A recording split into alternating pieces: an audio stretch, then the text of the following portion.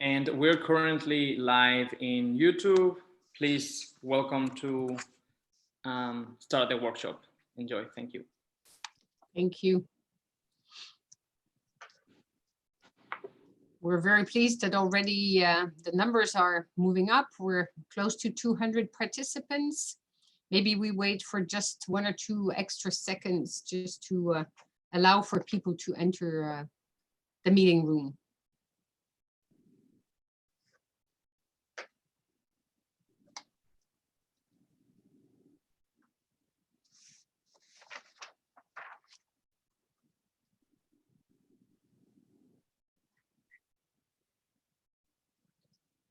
I'll go to the first one, please.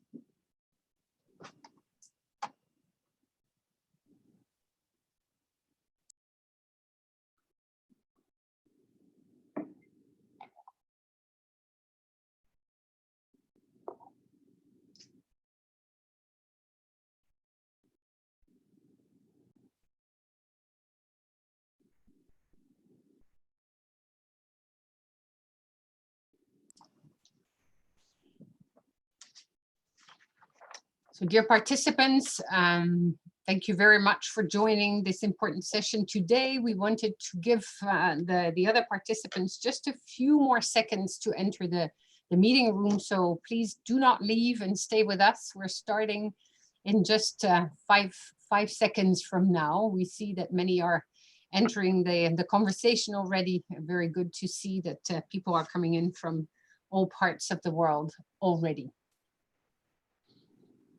So I believe we can just start because even though 1.5 hours seem long, it is short.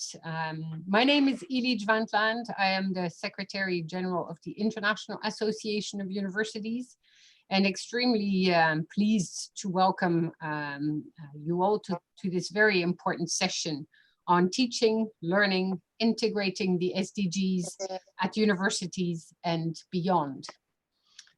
So it is to link to the decade of action, definitely. That is where we want to go. So today, I'm very pleased to welcome to the table a first very interesting session partners. The session partners are the SDG Academy, the International Council for Adult Education, and the International Association of Universities, together with l'Agence Universitaire de la Francophonie, and the Association of Commonwealth Universities. All 3 organizations, or not three now, we are 5. We're very pleased to have been involved in, especially in fostering the important role of higher education and education at large for sustainable development in education for many years. And we work with many global partners, as you will see all along throughout this session.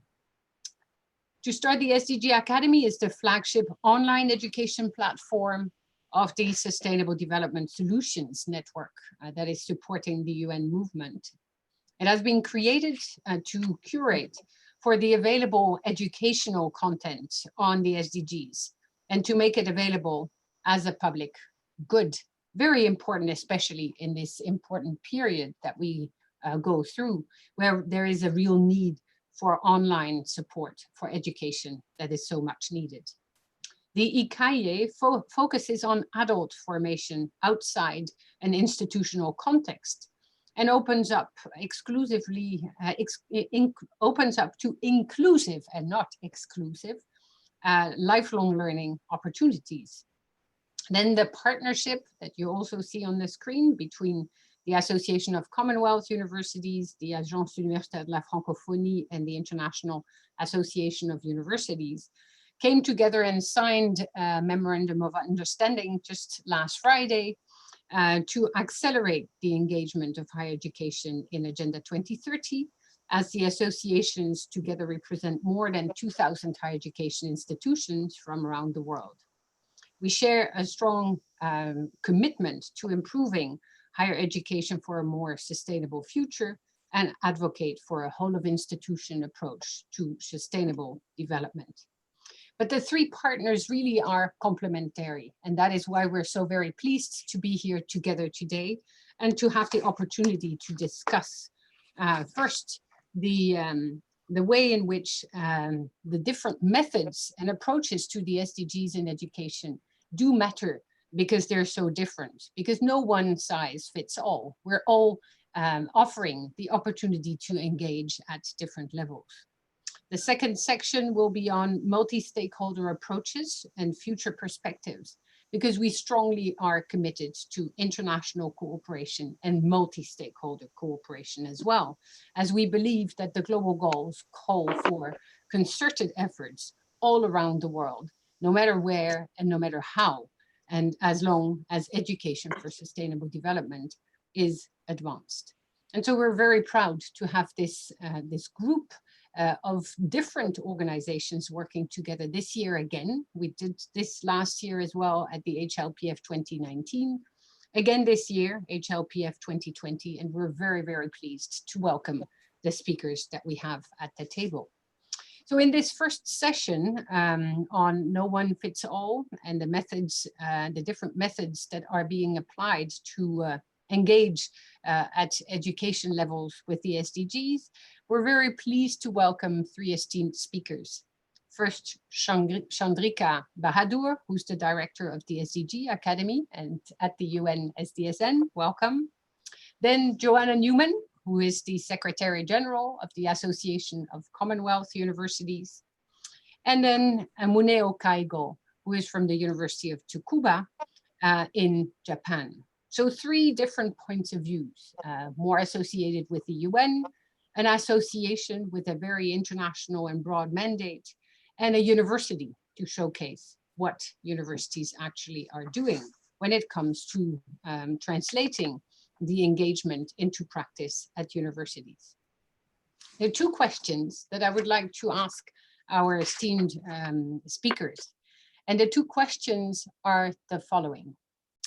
How can we translate the SDGs efficiently into universities and learning institutions, teaching, learning, and research practices and strategies? A big question. The second question is to ask you if you could expand on what and how do we teach about the SDGs, and how and what do we undertake when it comes to international research to engage with the SDGs to have a long-term positive effect on sustainable development, on sustainability at large, and more specifically so on society. And I would like to give the floor to Chandrika Bahadur to open the debate. The floor is yours. Thank you, Hilly. Can you hear me? Is it clear? Okay, great. Thank you so much. Good morning, good afternoon, good evening to all the participants, and thank you for joining today. And a particular thank you to Hilly and the team for inviting us and for giving us the chance to partner with you. I want to start with, these are two great questions, Hilly, and I think I want to start by first mentioning a caveat. And the caveat is this: when we talk about the issues that the SDGs encompass, universities and institutions of higher learning have been teaching these issues for a long time. So schools of public health teach about pandemics, and they teach about communicable diseases. Schools of environment and forestry teach about climate change and about biodiversity loss. So in that sense, the issues that the SDGs bring about are not necessarily new. What is new and what is different and what is difficult is that the purpose of higher education institutions has been to enable students to develop expertise in a particular topic, to become masters, literally, of a particular area of study, a particular subject. Now, there's an immediate tension when you consider that objective with Agenda 2030 and with the range of issues that the SDGs encapsulate, because one of the fundamental principles of the Sustainable Development Goals is that they are not pick and choose goals. They are a collective, and they're a collective for a reason. So the first challenge of translation, if you will, is how does one marry this objective of being able to get students to allow them to have the time and the energy and the focus to really delve into a particular subject of their choice, while at the same time, making sure that we do not lose the understanding of the full breadth of issues that the Sustainable Development Goals capture. And that leads to questions of interdisciplinarity, it leads to questions of systems thinking, and all of these words are used a lot in the context of teaching the SDGs. But fundamentally, this is both a challenge of time, it is also a challenge of pedagogy. So that's the first challenge I want to put out there. The second challenge I want to put out there is the fact that there's a difference between teaching topics that are related to the SDGs and teaching about the SDGs themselves. And here's the difference. The Sustainable Development Goals are time-bound, ambitious, outcome targets. So any kind of attempt at teaching about the goals necessarily means shifting from pure theory and abstract thinking to really thinking about application and implementation. How are the goals going to be achieved? Hilly, you talked about the decade of action. There are 10 years from now till 2030. Already we have seen a massive global scale unforeseen event that has disrupted any prior plans or pathways towards achieving the goals. What happens from now on? These are questions that deal with issues of finance. Where is the money going to come from? How does the money flow in the public sector? How does the money flow in the private sector? What are investments that need to be prioritized? There are questions around governance, around what are the systems of governance that are most aligned with what combination of public and private investments to allow countries to enable themselves to reach the goals. There are issues of implementation barriers. What has worked? What has not worked? How does a 10-year time frame really change the way implementation is carried out? So that's the second set of questions. And there are several institutions of higher education that are professional schools. And so their goal is to prepare students to build a profession on some of these topics, but not all of them are. So this combination of theory and abstract thinking and pure knowledge, and then the link of that to practice and application is a second challenge, which has to then infuse any kind of translation effort that we embark upon. The third challenge I want to talk about is the fact that unlike a lot of fields of study, sustainable development is both an old field as well as a very new field. And what I mean by that is that these issues around sustainable development have been around for a long time. Yet the manner in which they are presenting themselves today is both new and it's dynamic. So what I mean by that is that when you look at the countries of Europe and North America, they had several decades where issues related to global warming were not front and center, were not existential threats in the way that they are today. Today, if you look at countries that are now striving for economic prosperity, they're having to fight poverty, they're having to deal with global pandemics, they're having to consider the fact that they're living in a world where carbon dioxide's crossed 400 parts per million in 2014, and having to tackle all of these issues at the same time. So what's changing also is the knowledge base that we have, the evidence that we have. And again, this means a shift from thinking about knowledge as an existing good that faculty and schools can draw on, to really thinking about what is the latest, how does it work, what is the new things that we've learned, even in the last few months, let alone the last few years, and how does that translate into finding solutions at a local level and in the national context. So these are the three big, and these are big challenges, and it's not easy for institutions to either pivot quickly or to actually be able to address all of them adequately. So that's the problem definition. Now the question is, how does one do it? The proposal that I think we have made consistently based on the work that we've done at the Academy is that the only way to do a pivot this quickly is actually to use technology in a very, very smart and a differentiated manner. And I want to talk a little bit about what I mean by that. We have, sorry, 1 minute, yes, that's all I need. So we know that we have the world, higher education institutions have pivoted to technology very quickly over the last few months, but that's for a different reason. What we have seen is that the way to deal with these three challenges is fundamentally to separate out two different pedagogical imperatives. One is the imperative of knowledge acquisition, and the other is the imperative of knowledge application. And the first, we believe, can be done quite efficiently through technology. We've seen this. We've seen a lot of materials available online. We've seen students are learning at their own pace. And that's really the promise and the potential of technology that allows you to take a lot of time away from what was otherwise done in a classroom setting to be done outside the classroom. The other part, which is knowledge application, is something that actually requires more, not less, of time between students and faculty to take that knowledge and then to think about interpretation, to think about application, to think about relevance, and to really sift through what's available to make sense of what is a very complex and a very challenging agenda. What we need is more face-to-face, or in today's context, more Zoom-to-Zoom interaction between faculty and students, and not less. And I think if institutions deploy technology smartly, selectively, but also consistently, we will be able to translate the SDGs very effectively in a higher education context. Let me stop there.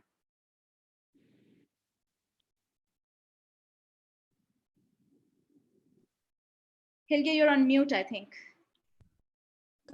Thank you very much. This is very good because you identified many of the challenges that we can react to also in the two next presentations. So I would like to give the floor right away to Joanna Newman, the Secretary General of the Association of Commonwealth Universities. The floor is yours, Joanna, and you have 6 minutes. Thank you very much, Hilji, and thank you very much, Chandrika, for a really challenging opening to our session, which was wonderful to hear. I think I'm just going to start by saying that the Association of Commonwealth Universities has over 530 members spread across Commonwealth countries, but 66% are in low and middle income countries. And it's worth remembering that the reason that the ACU is here today and is working with IAU and AUF is because we believe that higher education is central to finding solutions to all 17 Sustainable Development Goals. And that's on the one side. On the other side, it's a paradox because we also believe that universities have been contributing towards global challenges when there were Millennium Development Goals, and higher education was not included until 2015 in the Sustainable Development Goals. So you have, we have a firm belief that to build up a fairer, juster and more equitable society, higher education has to be part of the conversation, which means that we have to encourage governments and the United Nations to get behind building up capacity for higher education to exist across the world and to be secure in being seen as part of that art from cradle to grave education. And that it's an essential link so that you don't get good primary education, you don't get good pedagogy, you don't get a good teacher education, you don't get good applied research or blue sky research or anything that will actually go towards solving any of these goals without the contribution of higher education, and not least its contribution to creating globally aware citizens who are able to hear points of view that differ from their own, meet people who differ from their own backgrounds and contexts and languages, and therefore create a more humane world through the kind of education that they receive. So that's one thing. And so I would say that universities have been doing it anyway. However, I would also say that in some ways the Sustainable Development Goals, when they were formed in 2015, their recognition of the role of higher education has been a really good rallying cry for universities to use the concept of the SDGs to wrap around the work that they do. Now, they're partly doing that to show the contribution that higher education makes, but they're also doing that to galvanize their communities, to galvanize their students, their professional service staff, and their academics, to make an effort to feel agents, if you like, to feel active agents in solving real world problems. And they do that in a number of different ways, because as Hilji said at the very beginning of this, one size certainly would not fit all. And I think there is a slight danger in the new rankings for universities that now include reference to the SDGs, that creates a race to the top or a race to the bottom, where you actually you are privileging those very universities that have the capacity, the research offices to collect the data, and you are ignoring the role that universities might make in places where they're mainly teaching focused, or they're mainly specializing in reaching out to the furthest away, and they're not going to be able to show the kind of extraordinarily valuable work they're doing also in colleges to actually create the systems whereby you can create solutions to the Sustainable Development Goals. So the principles, I think, for where SDGs are successfully engaged or embedded into a university campus are very varied and differ according to the institution, but there are some common principles, I think. One is the institutional commitment from the leadership to make sure that they are sort of they're known. For example, Newcastle University has a SDG committee that reports into the executive board, but there are many ways of doing this. I think mapping what the institution is already doing. I think, Chandra, you mentioned various different departments will all be doing their own thing. And it's partly about presenting it in a way that demonstrates its contribution, but it's also about challenging those faculties, challenging those voluntary activities, challenging the student bodies to think about how actually what they're doing really does contribute and that they do have agency in that. There's also a bold and ethical innovation culture that can be used. Hackathons, the internationalization of students working together to solve problems. I've seen some wonderful examples of that. I've also seen how NUS in Singapore, for example, has created extracurricular content, and they actually reduced the number of hours on formal curricular study to encourage students to go off and do their own work that would count towards the SDGs, because they thought it was so important, because it also creates, as a byproduct, an institution, an entrepreneurial framework. But then there's also the fact that universities are villages or towns or cities of their own, and therefore they have a responsibility, a civic responsibility of their own footprint. So examining carbon footprint, for example, examining how to become carbon neutral, how to disinvest from fossil fuels, how to ensure that you aren't just talking the talk, but that you do have a really important, you do have a widening participation strategy for students, so that you're not just getting the most elite. I see that my time is coming up.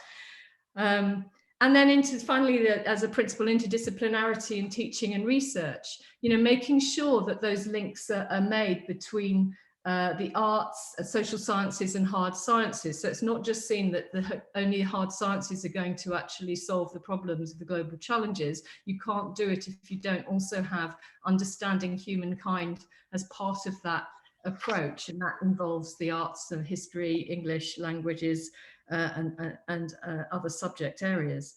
And I just want to finally finish on the second question. I'm not going to be able to talk about it. We don't have enough time.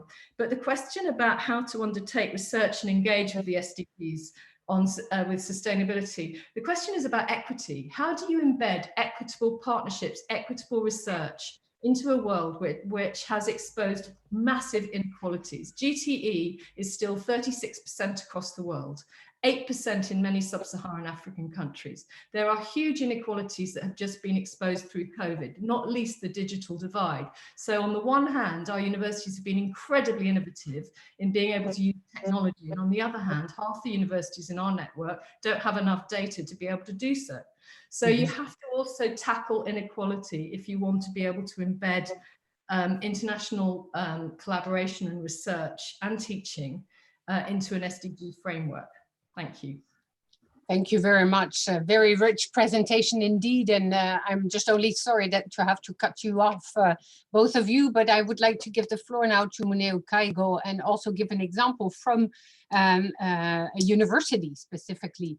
And we will hear later on from Sir Hilary Beckles from a university as well. So that's that part, but we have all the other aspects of teaching and learning. And you will see in the chat questions are coming up that are really calling for strong and clear examples from the university sector. So the floor is yours, Muneo, please. Okay, how many minutes do I have? You have 7.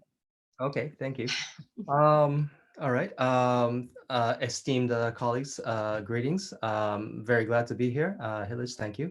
Um, as I thought about the questions that you sent me, the first question, and I've been following a lot of the talks that have been going on, and I'm going to echo some of the opinions that were given by the colleagues for in regards to question one.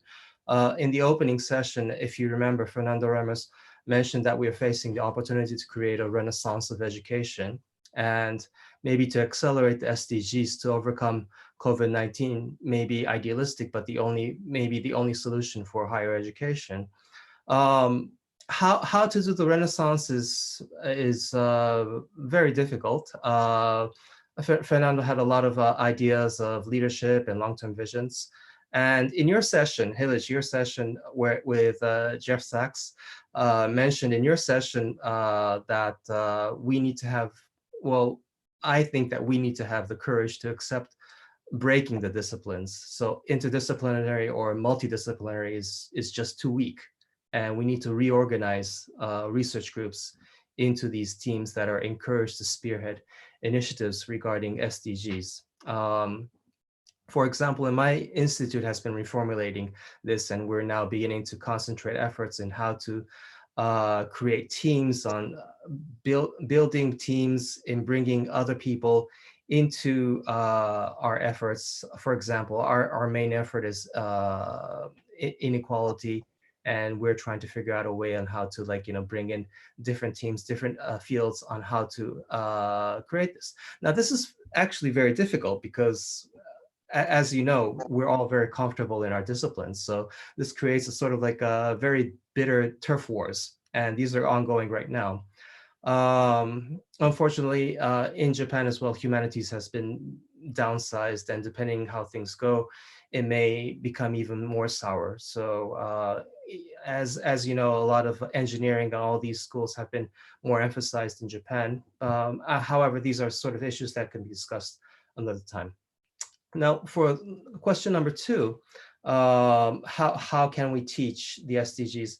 Now, as for example, in our university, we have life sciences, we have a microbiology research center, we have a lot of environmental sciences, and a lot of bachelor programs sort of concentrating on global issues. Now, all of these are wonderful. My institute's main engine, who's listening on today right now, Hidehiro Yamamoto, has organized an SDG seminar with a focus on inequality, and we've had visitors from other universities like the University of Tokyo and also Okayama University from the southwest of Japan. And I would like to share an example that came up at this session where students at Okayama thought about what they can do for the SDGs. So this is different from commanding how to teach about the SDGs. So it's not you must study SDGs, yes master, then you must study SDGs, yes master. No, we asked the students, or they asked the students what they can do. So they discussed this with a lot of people in the university.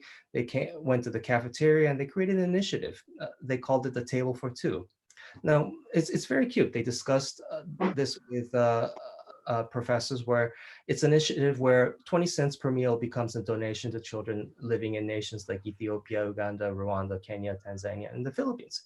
So the meal itself also aims at being healthy and nutritious, but also other students became aware of the SDGs and different goals, like, for example, that are in relation to this, like the SDGs like 1, 2, 3, 4, 10, 15, and 17, all are involved in this. So obviously, I would be, interested in incorporating this in my university as well. But I don't know if anybody's listening, but we have too much red tape and bureaucracy, unfortunately. So, but if I say this right now, maybe this will change things, hopefully in my home institution.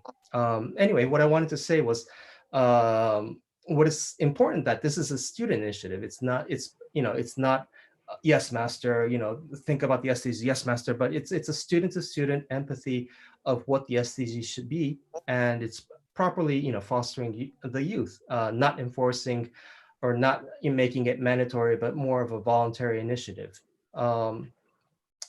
One thing, if I have, one thing that I haven't been able to share is that Japan is one of the few nations that have received students during this COVID crisis, and we haven't seen our freshmen in person ever so far. So like, you know, there are a lot of things that we can probably share. I don't know if this is the time, but like, you know, but anyway, so those are the answers that I had for questions 1 and 2. Questions 2, the example of coming out from our seminar, and question 1 sort of echoing a lot of what's been going on in the sessions up until now. So thank you very much. Thank you very much, Muneo, Kaigo, for these examples. There are many questions that came up in the chat, and it will unfortunately not be possible to identify them all. But what I see as an overarching set of topics is the first one. Is there, people ask for recipes. Is there a recipe to teach the SDGs? The second one is, well, is there a possibility for students to be changed, to become change agents if the staff is not ready? So how to ensure that staff is ready, or what are capacity building exercises or opportunities for staff as well to get on board and to actually allow the students to become the change agents that they're all the time being asked to become. Then there was a good question that I would also like you to address, and that is the issue of the link between all the various tasks that are already on the list of universities and the link to internationalization. Do you see those as contradictory, or do you see them as actually complementary? And that would be, I would be very much tempted to answer in part, but I will not. I will give you the floor because I think these aspects are very important. And a last point, to make it even more complex to respond to this, but still, was the question on these global goals are so global. How is it possible, or how do you see that they can be localized better? So if I can turn back to you, you've seen the questions in part, and please, Chandrika, could you start and try and engage with these questions? You have, unfortunately, only 2 minutes. The floor is yours. Thank you. These are great questions, and thank you to my co-panelists for giving such rich food for thought. Let me start by saying, you know, we at the Academy are part of the Sustainable Development Solutions Network. We have about 1,200 universities, and many of these questions are what we talk about on a daily basis with our university partners. I think these are common questions for all universities that are trying to make sense of the SDGs. In terms of, is there a recipe to teach the goals? I really do seriously believe there isn't one recipe. That's also the theme of this panel, and it's the absolutely appropriate theme. I think there are principles which have been talked about during the discussion today. The first element of this is to try, I think, to really link what is already being taught to what the goals represent, and to find what are the points where are the gaps and where are the overlaps. That's kind of, I would say, the starting point for any program or any faculty of study. The second part that I think is crucial is actually what was asked right at the end, which is localizing the goal. I think there's relatively little relevance in teaching broad global concepts around the world in the same way. I mean, there's some marginal benefit of everyone having the same foundational knowledge, but that vanishes very quickly in terms of its appeal. Where the SDGs really have meat and where they can make a huge difference is, how does this apply in my community, in my context, and in my setting? And I think if those are the two starting points that faculty begin with, and universities are open to start with, then we can start looking at reformulations in many different ways. I think, you know, Joanna talked a lot about some of those techniques and tools that can be used. We've seen, especially since COVID has happened, the explosion of webinars as a way for students to talk to people outside of their settings to try and get some answers. There are many others. So I think there are many tools, but these would be the starting points. These are also starting points for students to lead. And that's where also we've seen a wonderful, I would say, collaboration between faculty and students. We have, many of you would be familiar with STSN Youth, which is our student-led initiative, a very dynamic group of young student leaders who really began by coming to us, banding together and coming to us and telling us we want to start SDSN Youth and we want to advocate for the SDGs. It wasn't something the SDSN staff had planned for. It was entirely student-led. And to me, that's a great example of young people supporting one another, problem solving, taking advice when needed, but frankly, very little is really needed. I think young people have such an incredible dynamism and an ability to persuade their own faculty, their own administration to do things differently. And that's really where I see it happening. I don't believe that every university should aim at internationalization. I don't think that's necessarily a valid objective under all circumstances. I do think spreading awareness and integration of the issues that the SDGs, the challenges that they throw up in the context of the countries and the regions, and the communities where the universities are, is much more critical. So let me stop there. Thank you very much. I will now revert the order a little, and I will give the floor to Muneo Kaigo first. And you would have 2.5 minutes to respond, because we also want enough time for the second part of this session. And we may have a little bit more time at the end to come back for each of you. So Muneo? Okay, all right, thank you. I was thinking about the formula. There are a lot of things that you know, the for example, better curriculum, better professionals, long-term visions, frameworks, and maybe like somehow create a prototype on like how to improve awareness. But I think the major transformation would probably be like a sort of like a change, a way of like changing how of beliefs, or like maybe strengthening communication, you know, within schools. Is sort of like a lot of the probably elements that are necessary for this. One thing that came up in our seminars that might resonate with you, or they might be offensive, but we were sort of like, you know, discussing this in a seminar. It was a presentation, a seminar, and the thing that remained with me is that the SDGs, it's not about the badge that you put on your chest. It's not fashion, or it's not sort of like some sort of mandatory thing that is being imposed on you, or being told, oh, these are the SDGs. Oh, we're already doing this, or the SDGs. Oh, that's us. That's not the mentality that we have to have. It's just, okay, so like, you know, okay, so these are the SDGs. We need to understand this. Is the mentality. It's a change in culture. It's a change in beliefs, and that's what is probably.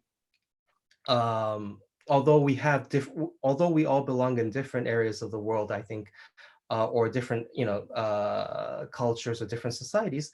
That's, I think, one of the key essential, you know, things that we need to understand. It's just not about the colorful, you know, even right here, the background. It's not about this badge. It's more about what these mean. Okay, I'm sorry. Maybe I've offended a lot of people on this, but that's something that's sort of like, you know, stuck in my mind, and maybe something that I should share right now. Yeah, no, very important. This shift from something in itself, rather a philosophy. Can I give you the floor, Joanna, and also for 2.5 minutes, so that we give enough time for the second. Yeah, I think I want to start by saying that you know, we're living through a pandemic at the moment, and we're living through a sharp intake of breath and shock for a whole generation of young people who are between at school all the way through to postdocs. You know, their education has been in some cases stopped altogether, otherwise disrupted, and their horizons have been changed in the sense of what they were looking forward to doing might have had to stop abruptly. And that, I think, is a very, very sharp reminder of the fact that the road to 2030 is, as Chandrika said, 10 years to go. But it's also a sharp reminder for me that it is a very shiny thing, that the SDG way that it's marketed and presented and promoted, to the point that's just been made by the previous panelists. No, it's not all shiny colours and wrappers. On the other hand, it's actually a very attractive way of producing a kind of wrapper around what universities need to do in any case to attract people to very important messages, if you like, I think. And conversely, on the other side, to people who say, why do we need an SDG framework or a wrapper when we're doing it anyway? Well, I would say that it is the only intergovernmental agreement that we have that has actually specifically measured outcomes that need to happen in order to tackle huge issues of inequality and climate and other emergencies that will stop us from having normal lives in the future, just as we've been reminded of during this pandemic. So that's how I would start. I would say, is there a recipe? No, there isn't one recipe, as we've said. At the same time, there is knowledge sharing. The whole point of networks is that actually universities can share best practice. They can share what does and doesn't work with their student bodies. They can share how, for example, co-created content works to an extent when students get really involved, particularly if students, which is many of the case, students are ahead of staff in terms of technology and accessing material and energy, will let the students lead in some cases in that. I also think that there's another paradox, which is around applied research and research that might not bring in advancement from the traditional academic route.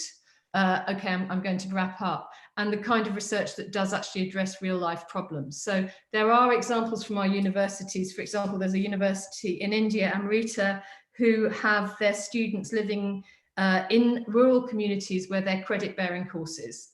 And that's actually a really good example of applied research in action. But there's also the problem that someone, for example, in a university that I won't name, talked about how her research was impinged because she was being pressurized to only do research that would appear in high-ranking journals, when actually if she did the kind of work she could do with rural communities, which might produce less, can't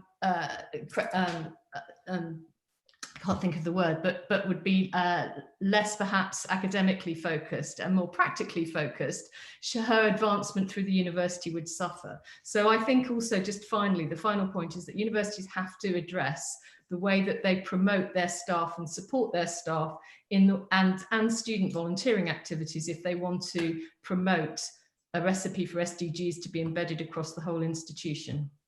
Yeah. So thank you very much. I see it is far too difficult to condense everything and also respond to the beautiful question. Thank you for the questions and answer. But it is very important to now listen to an other set of examples from the University of the West Indies. Certainly also listen to the International Council for Adult Education, because the lifelong learning perspective and the education out of the formal education sector is very important to listen to, and also the initiative from the UNODC to look at how other UN organizations also enter the field, let's say, by offering support to engaging with the SDGs. So I give the floor to Florencia Librizzi, head of program and partnerships at the SDG Academy of the UN SDSN. So Florencia, the floor is yours. Thank you so much, Hilich, and the remarkable panelists that we've just heard from. I think you gave us a great food for thought and set the stage in terms of some of the challenges and opportunities that we need to ensure that we tackle with the right collaboration and partnerships. So I'm delighted to moderate this session, and I believe that by now we know well that in order to advance the SDGs, we can only do it through strong global and local partnerships and collaboration across all sectors of society, and that we really need to be all for one and one for all. Also, we know that we need to build trust and relationships across all sectors, and the SDGs really bring us that vision, and that help us to gather the right principles and values in order to build this more inclusive, sustainable, and just world that we all want to create for everyone, not leaving anyone behind. So we heard a lot of things about some of the challenges, the opportunities, the need of co-create content together, what are, identified, where are the gaps and the overlaps, and how we can localize content and as well as to ensure that we bring together interdisciplinary and multidisciplinary into our content, while we're making it also accessible for everyone. So I would love now to pose these next two questions to our great speakers that we have today. So we hear a bit of what are the roles that cooperation and partnership play for the global agenda. These are our speakers, and also what are the challenges and what opportunities can we build the future on. So I will now like to turn it on to our first speaker, Sir Hilary Beckles, is Vice Chancellor at the University of West Indies. Over to you, Hilary.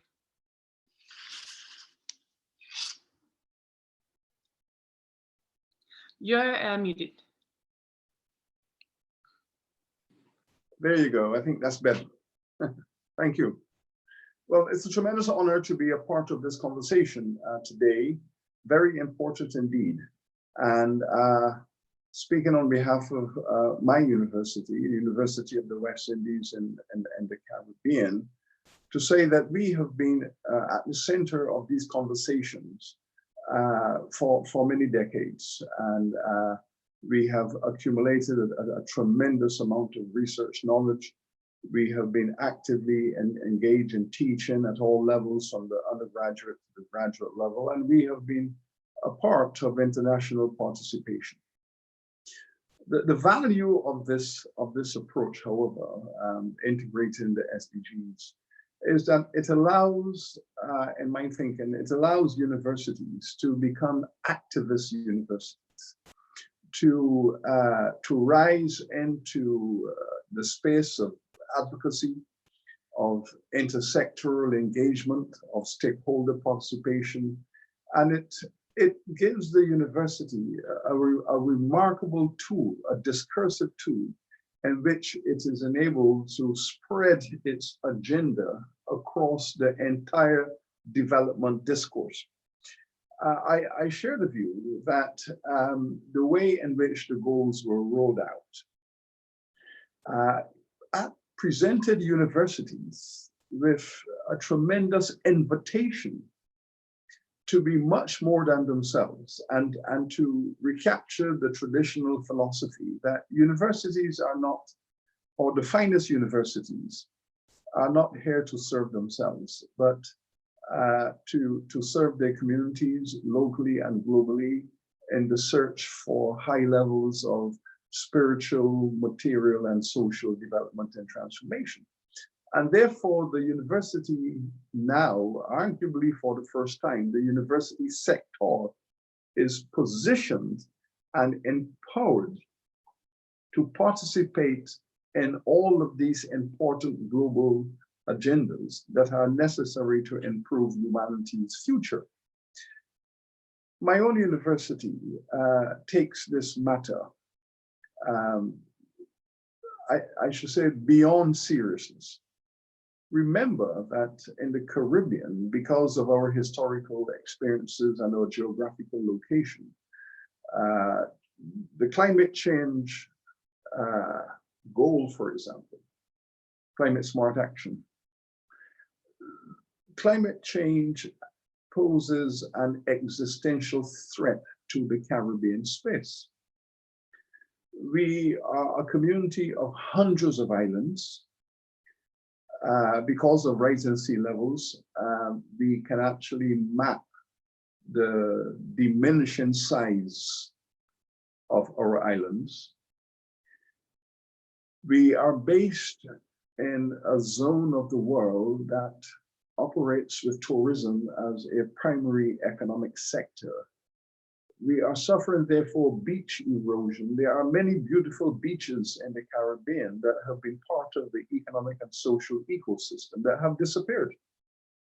So we are witnessing the disappearance of beaches that have been a part of community life as well as the economics of tourism. It's having a tremendous impact on the ecosystem in respect of coral reefs, the beautiful coral reefs of the Caribbean. And it's adversely affecting the fishing industry and the marine life of the. So when we participate, for example, in climate change discourses, this is at once a responsibility of the university, that is the custodian of the science, and how to take that science into the world of teaching and how to use that science as the basis of public advocacy, calling for global support, stakeholder support, and building a framework. So the SDGs really, therefore, have been very empowering to us as a critical part of the higher education network and system. So we have become very activists, and we were appreciative of the fact that the International Association of Universities had identified us, the University of the West Indies, because of over 40 years of cutting-edge research and advocacy as a university that should put together a cluster of global partners to provide the advocacy around climate change and advocacy. We took this responsibility very seriously. And 4 years ago, the University of the West Indies partnered with the State University of New York, SUNY, to create a joint institute to provide for teaching and learning. So now we have the SUNY University of the West Indies Institute for the teaching and research around leadership for sustainable development. And we are offering joint degree programs around leadership for sustainable development based upon our tradition of advocacy around these matters. So that is a quick, I think, snapshot of where we are and what we have been doing. Thank you so much. Absolutely. Thank you so much, Hilary. I think this is a great example of how you can take the leadership and really convene the main stakeholders and advocate for very important causes for your community and beyond. And I love to take this forward and also continue this discussion with you. But now we would love to hear from our next speaker, from Carol Hyundo, and she's Vice President at ICAE, which is the International Council for Adult Education. Carol, over to you. Thank you very much, Florencia. Can you hear me? Yes, absolutely. Okay. My internet is very poor, but I hope that everything will be okay. We can hear well. Thank you for the opportunity to talk about SDG in West Africa. You know that in 2015, all the international community were very enthusiastic for the adoption of SDG. Unfortunately, concrete actions for the implementation of SDG did not start quickly. This is the reason why ICAE and its partners have taken initiative so that all components of the society are made aware of the SDG and taking an active part in its achievements. We used a lot of non-formal learning opportunities. In 2018 and 2019, for example, we trained many facilitators at the national level that came from Mali, Ghana, Burkina Faso, Guinea, Gambia, Liberia, and Sierra Leone. All of them are lifelong learning facilitators. So that training enabled them to understand the challenges linked to the 2030 agenda and to contextualize the global goals. These training sessions were carried out by consultants. After that, national facilitators thematize and disseminate the acquired knowledge in the form of teaching units that have been practiced in lifelong learning centers. For example, teaching units have been conceived in national languages on hygiene, family health, droughts, deforestation, family schooling. You know that the resources are scarce, therefore, cooperation and partnership are crucial for the achievement of SDG. All the segments of the society must actively participate in their implementation. This is the reason why in our region, we have involved mayors, community radios, state agents, consultants, academies in all of our training sessions. Local radios are very much listening in the communities and they manage to achieve impacts on scene. In Sierra Leone, for example, our partner network organized a weekly program on the radio channel. The radio's name is KISS FM. Debates are held under the radio and listeners can call to ask questions about the SDG being debated. Each week they focus on one SDG and people can ask questions about the implementation and how they can involve. Partnership with mayor is also essential because they are responsible for the local development and they are closer to the community and their problem. But on the field, unfortunately, they are not very involved. So this is a bit of what we are doing to put partnership and cooperation in place to the achievement of SDG in West Africa. Thank you. Thank you so much, Carl. You're also posing very clearly the need of really community activities and how you're supporting each other and building together this agenda, and which goes very much related to the points of our previous speakers about whether it's creating content or galvanizing the community and how we can solve the real world problems that we have at hand. So I would now like to hear from our third speaker, which is Bianca Cobb from the Crime Prevention and Criminal Justice Officer Education for Justice Initiative at the United Nations Office on Drug and Crime. Over to you, Bianca. Hello, and a warm welcome also from here, from Vienna. Good afternoon, good morning to all. Florencia, thank you so much for introducing me. Again, I work for the United Nations Office on Drugs and Crime, and I'm very honored to be part of this panel. I could not agree with what the other panelists have said more. Cooperation and partnership are crucial. And I think I have been invited to today's session to share a little bit what we, the United Nations Office on Drugs and Crime, have done with partners and how we have managed to change our approach by strengthening strategic partnerships and by working with higher education institutions around the world. In order to do that, let me quickly tell you a little bit about the United Nations Office on Drugs and Crime. So our mission statement is to make the world safer from drugs, crime, and terrorism. So it all relates to the SDG 16, rule of law, strong human rights. And the traditional approach has been to work with national counterparts, to work with law enforcement, to work with judges, with prosecutors, to really strengthen national capacities on the ground, to strengthen the rule of law, SDG 16 worldwide. But we have realized already a few years ago that what we are doing is good, but it's not good enough. And that entire parts of society are missing, and that we need to change our approach in order to really strengthen the prevention side of our work. So back in 2015, actually before the SDG, the 2030 agenda was adopted, we had a discussion with our member states, and they empowered us to broaden our approach. So no longer follow only the traditional approach, but starting opening up to work with education. Really, for the first time in 2015, acknowledging the role that educators have and that education have with regard to rule of law, with regard to crime prevention.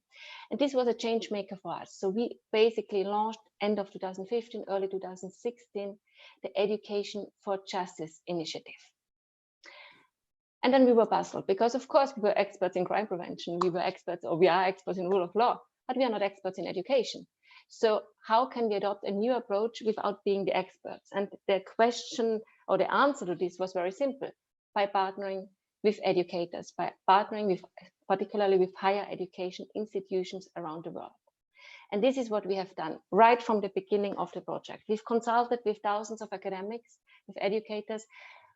What do we actually need to do to strengthen teaching on SDG 16 related topics, such as corruption, such as organized crime, such as human rights, crime prevention?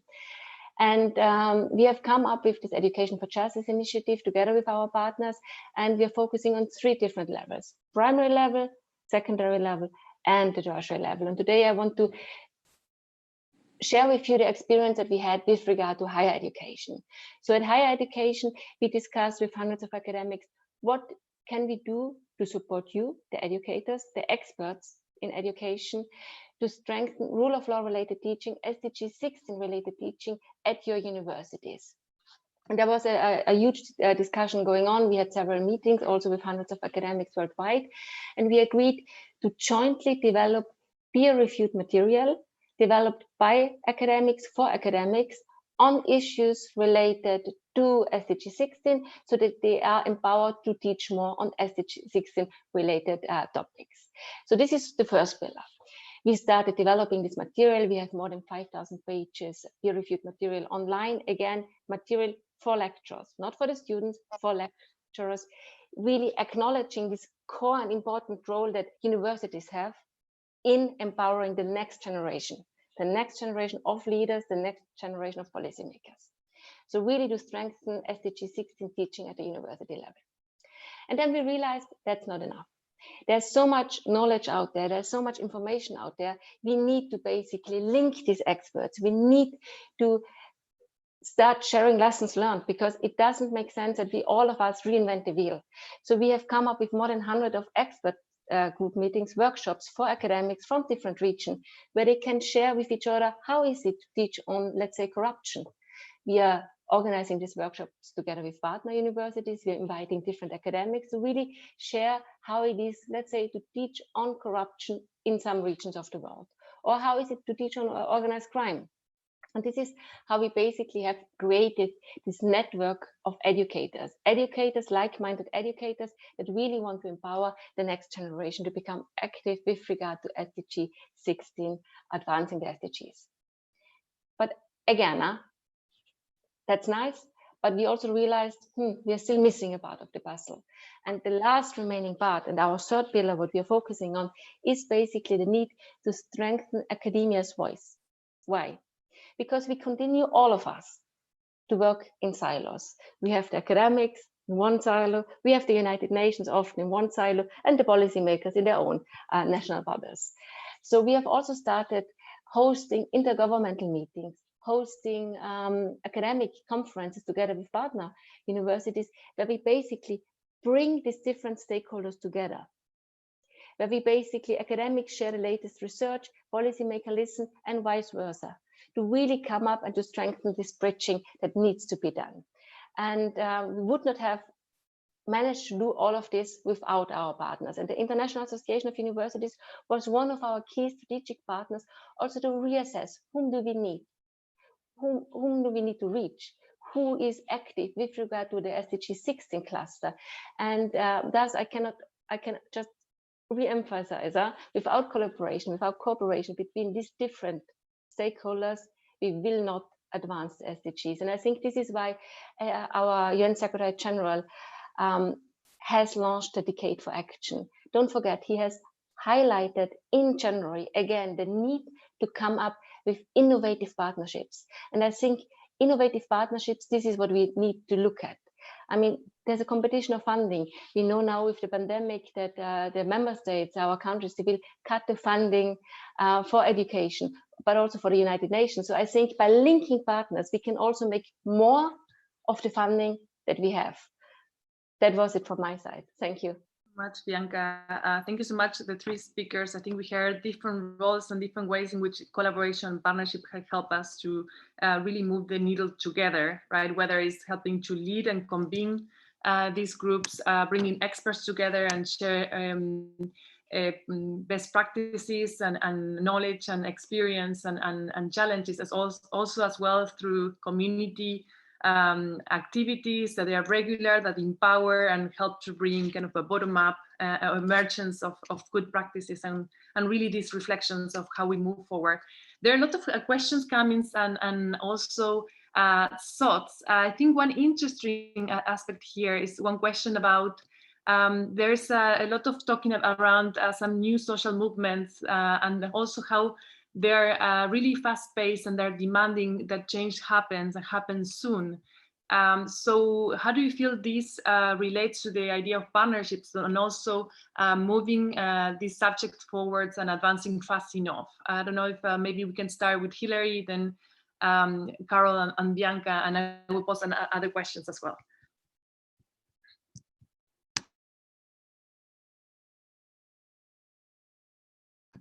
You're muted. We can't hear yet. You're yeah, wonderful. Now we can. It mutes itself. Yes, the concept of partnership and of collaboration, I think, is the key to all of this. I wish to emphasize that universities ought to become very activist if they wish to participate in these goals, certainly at the level of advocacy, research, teaching and learning. And it is an invitation to pull ourselves from our tradition of inward-looking scholarship, inward-looking research. This is an opportunity to say global development discourse is the top agenda of this century, how to lift all of humanity. And we, as the university sector, we have been called upon to provide leadership. We have been called upon by virtue of our specific location to generate advocacy and to transition our research from our faculties into the public space where the impact can be absolutely enormous. I believe that this is an opportunity to legitimize the university and its community. And university leaders, therefore, should see this responsibility and take it very, very seriously. I mean, there was certainly a prior moment, I think, at the end of the 20th century, where there was doubt about the value added of the university. There was concern as to whether universities were absorbing so much resource and not giving back enough. I think this is an opportunity to answer those kinds of questions and to secure the future of the university for the next 30, 40 years by demonstrating its capacity to solve specific national and global challenges. Thank you. Thank you so much for that, Hilary. I totally concur with what you're saying, and the purpose of universities is huge, but we need to show it, and it has to be about solution-oriented, addressing our issues. So Carol, over to you now. What would you like to share in that sense? I totally agree with my colleague about what he said, but I think I would like to add the fact that we should think globally but act locally. So we as ICAE, we undertake advocacy at global level, but we have also the responsibility to contextualize this advocacy work at the community level, because we need all the actors of the society to achieve the SDG. If we just stay at global level, we cannot achieve the objectives. So that's why at our level, we are very focused on the communities, and we sensitize them, we train them, and we inform them about the issue at the global level, and we also involve them to think for themselves on what could they bring for the achievement of the 2030 agenda. Thank you. Thank you so much, Carol. I totally agree with you. And Bianca, what's your take on this? Yes, I fully agree with what both the previous speakers have said, so it's not that much to add on.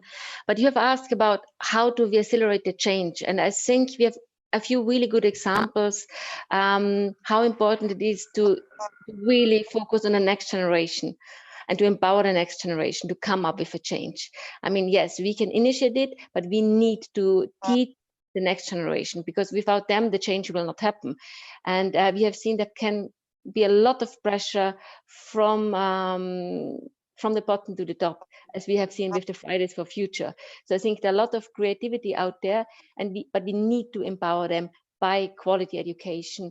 And we have a couple of really good initiatives ongoing under the Education for Justice initiative, that we really have seen that change comes when we kickstart it together with the next generation. Absolutely, thank you so much. I also see some questions about resources, and we're going to share, all of the resources of the different panelists, also the SDG Academy. There's some guides on implementation on the SDGs and many more.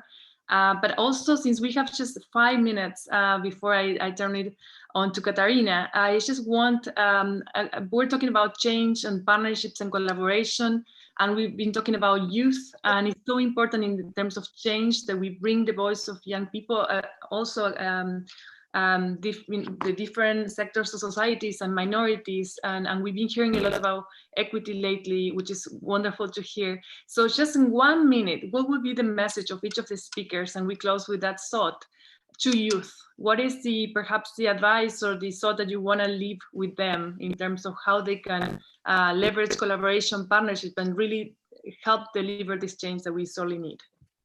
Bianca, maybe we can reverse. We can start with Bianca, then Carol, and then Hilary. Thank you. Become active. I think that's my main message, because, and I think Carol has said it already, the SDGs, it's our joint responsibility. It's not the responsibility of member states. It's not the responsibility of United Nations alone. It's our joint responsibility. So the youth need to become active.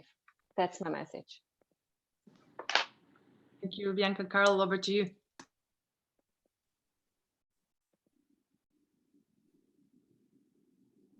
We need to strengthen the partnership and continue to work together in one voice, but with our diverse idea, in order to help each of us to be informed. We don't need to stay at UN level only, but we should follow the engagement taken by our leaders. In my country, for example, I didn't know what is going on about SDG, but I discovered all those things that they are realized on the voluntary national reports. This is not normal. As civil society actors, we should involve fully in that process so that we can raise our voice and make concrete suggestions for the achievement of SDGs. Thank you. Thank you very much. Hilary, over to you. Thank you so much. The concept of global citizenship, which has taken responsibility for planet Earth and for humanity, will require a tremendous amount of investment in the youth advocacy and consciousness raising. I'm very comfortable that this process has started. We are seeing this globally in the Black Lives Matters movement, where young people are saying, the world that we live in, we want to see more justice, we want to see equality for all, we want to see a better standard of social engagement. So the process has well commenced, and it is for us in the university sector to continue to promote and to empower young people to have their voice heard and to allow them to speak on all of these matters affecting humanity. Thank you. Thank you so much. I think we have heard loud and clearly from our speakers, and we need to be active, we need to own the process and be responsible global citizens, and ensure that we are really empower our communities and we're community driven and thoughtful in that sense as well. I like to thank very much our speakers for their thoughts and their reflections.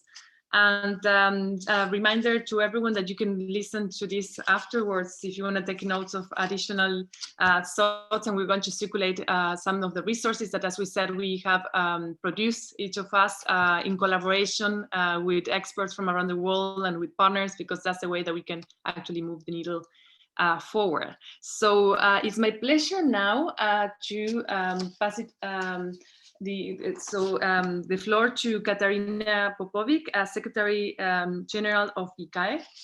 Katarina, over to you. And thanks so much, everyone, again. Thank you. Thank you very much for giving me the floor and the opportunity to speak at the end of such a rich session. There were so many inspiring contributions and so many good things to hear and to share. So I'll try to add a few things, try not to repeat too much because most important things can be said, but maybe highlighting a few aspects that could complete the picture of the role of education and learning in the SDG process. So first, I would like to say that you know, somehow it's a natural partnership between education and learning, training, and the SDG process, especially when it comes to university. Now, I would even dare to say, well, university were using the logic of SDGs and were thinking and working in this logic even before the SDGs were created. I mean, we are talking about education as a standalone goal. And of course, universities and education, they're playing an important role in that. But we were also talking about the contribution of universities and lifelong learning to the achievement of other goals. So that's basically interdisciplinary thinking. And that's what we have been doing many years ago. So we started many years ago. So somehow it's the logic that is very much known to us, and we are glad to see more of this intersectoral approach to SDGs because we can easily contribute to that. And the great is also that this session was great also because we saw several great examples of how education can really play this important role in linking the global goals and local practices, and not only education as activity, but also as education as it's taught at the universities, how it can help to translate the local goals to the concrete actions, and how it helps to contextualize the global goals. And this is one of, as we know, the biggest challenges of the SDGs. And the next big challenge is, that's what we have heard in the last week, first week of HLPF, we are not on track. The decade of action was launched because with the SDGs, we are not on track. So how can education contribute? We have heard two sets of examples and comments, one of the non-formal education and lifelong learning, and the other on universities. So I would comment on both of them. So let me start with non-formal education and adult education and lifelong learning. And I think the COVID, unfortunately, helped us to see additionally why it is very much needed, why we cannot stick only to the formal institution and the education of children and youth. Of course, we don't deny this is the most important, the investment for the future, but at the same time, the planet cannot wait, the people cannot wait. And of course, the SDGs, I mean, 2030 is just around the corner. So we have to act fast. We have to have adult education, lifelong learning, otherwise we will not be able to achieve them.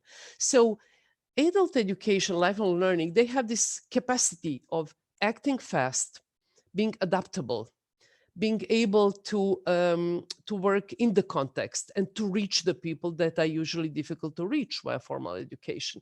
I mean, the example of Carol was really great. It helped us really to see how even some of the traditional methods of adult education can help. For example, using radio.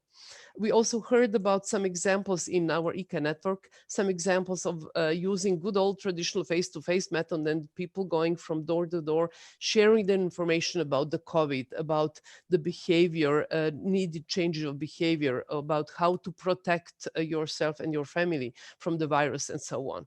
So adult education was able to react very fast to the situation to help people without waiting for the formal system, which is, as we know, quite big and not so easy to adapt to new challenges. But at the same time, and I think sometimes it's even more important than providing people with knowledge and skills and information about, for example, virus and related content. It was also about very much about developing critical thinking, making people aware of the challenges of the new situation.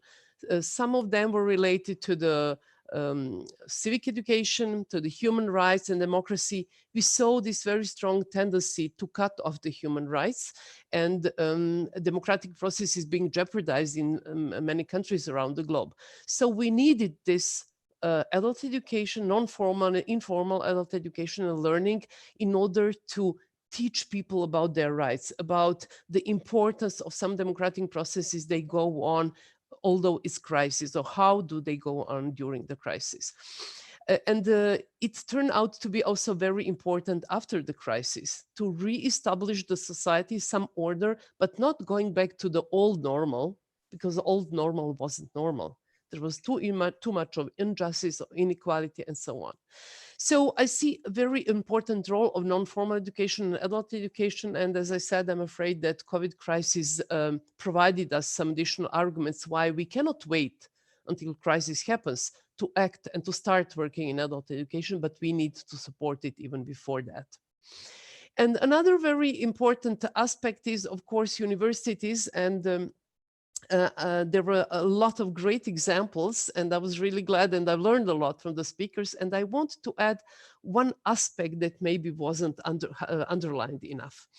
And I believe Chandrika was saying about this tension between normative character of SDGs and the need of universities to explore, to be free, to be open-minded. So how do we deal with that? What do we do? So I see the role of universities and higher education when it comes to teaching SDGs, of course, but also other areas, not only to provide needed knowledge or maybe even skills, well, less skills, but knowledge and information, but also to go broader, to go behind, or to go deeper.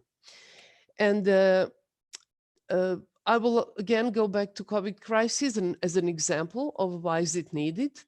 There is, I will use a sentence or a poem that was quoted recently quite a lot. We are all in the same boat, where we are all in the same boat, but we are not in the same storm. And some are in the, some people's ship might be, boats might be shipwrecked, and the others might, you know, have a really nice yacht and be not so much harmed by the crisis. We are not in the same storm, and the crisis did not hit us at the same level. So for some people, COVID crisis was a moment to reflect, to reconnect, to spend time with the family, to do the gardening. For others, it was a desperate crisis, a lost livelihood, facing loneliness, or not being able to follow some of the rules like social distances and so on because of the bad situation in terms of housing or food supply and so on.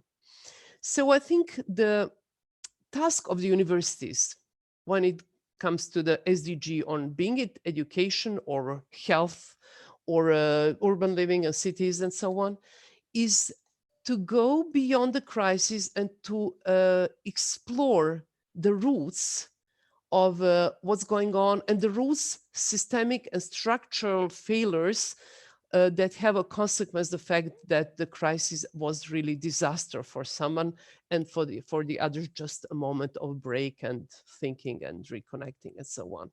So what are the deep structural causes and what are the failures of the global governance, of the global finance architecture that caused such a disaster consequences for some and a kind of relaxed moment for the others? So of course, education is helping, and universities are helping in teaching SDGs in this way also, usually, but especially when in the context of crisis, I think we have to draw some lessons from the crisis. This is going to deeper to the root causes of the problems and to the structural and systemic issues that education and university have to explore. Of course, the difficulty is also that universities have to be free in exploring that. They have to be open-minded and critical. And we know that there is a pressure in the university. There is a kind of a neoliberal pressure that university have to perform. They have to have, all these numeric quantitative indicators and performances and so on. They are very often, or more than they used to be, grants driven and projects driven and so on. So they lack, I would say, time and space and energy to reflect on the structural problems that become so dramatic when it comes to the crisis. But I believe that's exactly the role. This is such an important role, and that's the role that we cannot give up in the current moment. When it comes to the SDGs and why we are lagging behind, this is one of the tasks we have to face. Who, if not universities, will help thinking or rethinking SDGs? So it's not only about delivering or implementing the SDGs, but also rethinking them. And that's the moment, because we know HLPF review has started and Decade of Action is there. So we need to be more engaged in the failures and why we are not on track and what else should be done. So rethinking the whole SDG process, the implementation and the monitoring system. I would even say rethinking the paradigms behind. I don't think universities and researchers have been engaged enough in the creation of SDGs and the creation of the monitoring system, because it's obsessed with the quantitative paradigm. And we are now facing the consequences. But still, let's not give up, because it's the moment of rethinking and going back and suggest some new solutions for the time coming. So, and maybe a few more smaller points. I, of course, cannot not reflect on the digital, because we are now in the Zoom, and I'm delighted, and this is one of the positive lessons learned. At the same time, I also have to remind all of us, half of the world is not online. This is one point. So how do we, in education and training, how do we reach the other half? And I'm afraid that COVID made it even worse. And additionally, as researchers also, university or people from education professionals, we have to ask ourselves, what are the things that are left behind in this digital obsession, I would even say, that COVID caused? Can we teach critical thinking? Can we teach intercultural, global awareness, global mindset? It was mentioned in a few questions. So what are the limits, and how do we reach other very important education goals, also equity and justice and so on? How can we teach it also in the digital world, but also beyond the digital world? I think those are all important questions that we have to ask, and we have to contribute to their answers in both non-formal education and in universities. Thank you.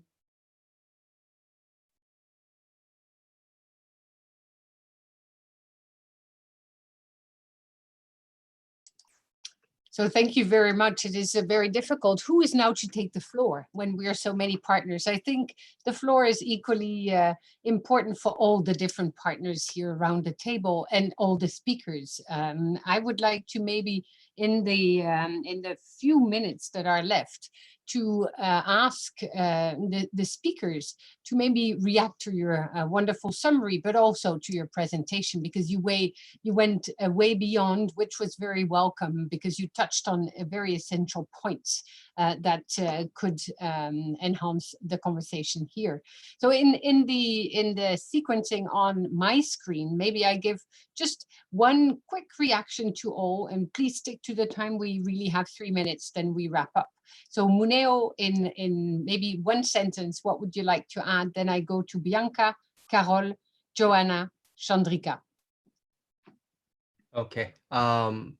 Regarding what Katarina talked about COVID, I think it hit the weakest part of our population, and I think it's the same with everywhere else. So I think there's a lot of things that we can do. Thank you. Thank you, Bianca. Thank you, and thank you, Katarina, for this inspiring summary and way forward. One sentence on the digital gap. fully agree, we only reach half, and we need the partners to reach the other ones. Example, we are at the moment working with universities in Africa to develop radio lectures. We ourselves would not have come up with the idea, it was our partners. And I think this is a good example that to overcome the digital gap, we need to work with partners. Thank you, Carol. Thank you very much. And Katarina summarized very nicely all our discussion. I would like to underline the fact that more than ever, we should work together in order to achieve the 2030 agenda. We cannot do it in our corner. We should leave behind our competition for funding and come together for innovative plans and action for our community and for a better life worldwide. Thank you. Thank you, Joanna, and then Chandrika. Two things very quickly. Firstly, digital divide. On the one hand, we've never seen universities react more quickly and more innovatively to this. And we're doing a project with 20 East African universities of blended learning that happened before COVID that actually has fantastic lessons about co-creating content and creating a much more even playing field. On the other hand, the digital divide shows that actually you might have all these wonderful schemes, but until we actually fix that, we're not going to create that even playing field. And yet creating a digital equity is not unsolvable. In fact, it's probably one of the more easier solvable problems. And that's what we, I think, as Three Networks will be focusing on.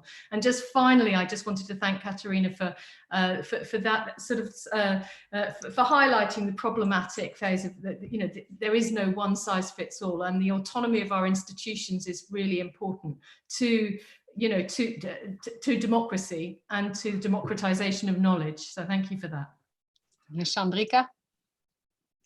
Thank you, Katerina, for a wonderful summary and presentation. I think what really resonated with me was, of course, the aspect of the digital divide, because we face it on a daily basis in our work, but more broadly, your point about inequality and how COVID has affected different parts of the world and different people in very different ways. And it brings me back to, I think, the Secretary General's call of building back better.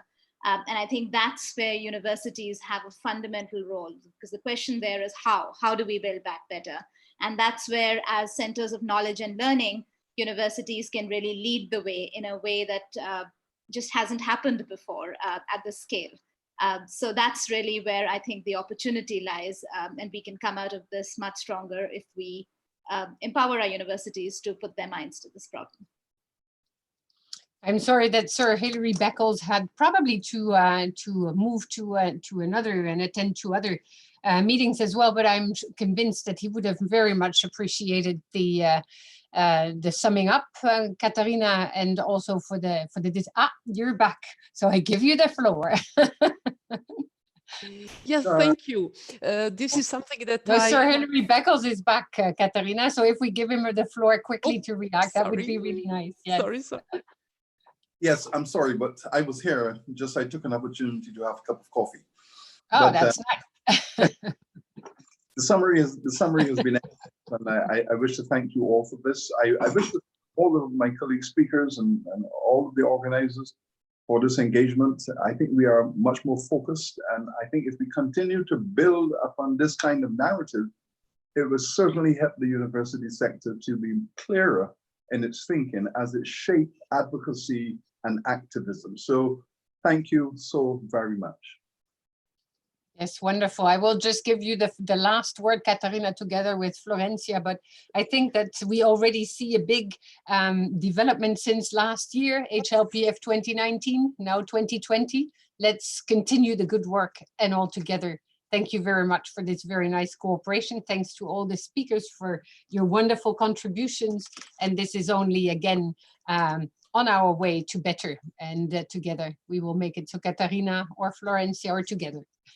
Yes. Okay. So very short, because I'm aware of the time. I put in chat box and I would like to share it here. So transformative learning is what we need in the SDG process. We are not only delivering, we are rethinking the SDGs. Business as usual will not help. Education as usual will not help. So new transformative ways of learning is what we need. And I believe education, both formal and non-formal, is the one to help, to be really a creative partner with a vision that could help us to achieve that. Thanks. Thank you so Thank much. you. To thank everyone, and really resonates with what I was thinking. And I think the final message for me is let's make sure that we do it now and together.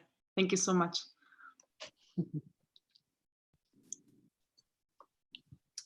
The time is up. So we thank you, and we will be back in other fora. Thank you. Have a good day, afternoon, or evening, wherever you are. Thank you. Bye-bye. Bye-bye.